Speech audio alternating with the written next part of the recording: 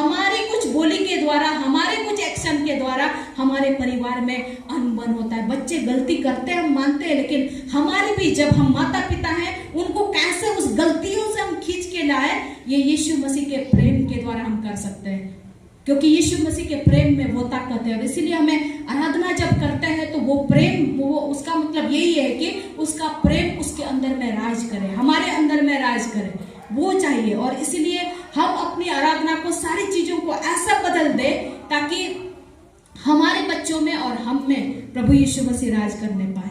Hallelujah. और वो कदम हम माता पिता, कोई बात नहीं, बच्चों के लिए हमको छोटे बनना है, क्योंकि आसान नहीं है। मैंने कहा कि माता पिता बनना आसान नहीं है, बहुत बार हमें छोटा बनाना पड़ता है अपने आप को।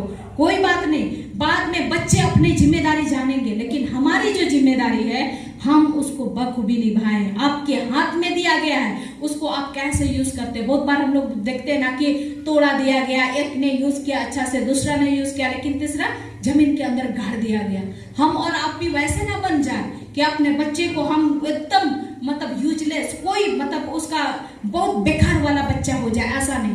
हमारे हाथ में है, उसको हमको इस्तेमाल करना है।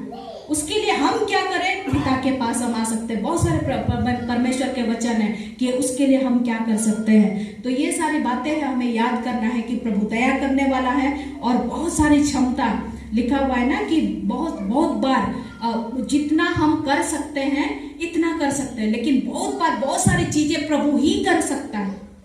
और इसीलिए प्रभु कहता है कि भजन संहिता में क्या बोलता है कि शांत रहो और चुप रहो और जान लो कि मैं ही परमेश्वर हूँ। बहुत बार हम अपने आप को परमेश्वर मानते कि हम माता पिता हैं, हम जानते हैं तेरे लिए क्या भला है, हम ये करते हैं। बहुत बार हम चाहते हैं, हाँ आप जानते हैं, लेकिन बहुत बार चाहिए कभी कभी हमारे मतलब पिता के हाथ में सौंपना भी जरूरी है, ताकि हम अपने खुद डिसीजन ना ले, बल्कि पिता के हाथ में इस सारी चीजों को ले।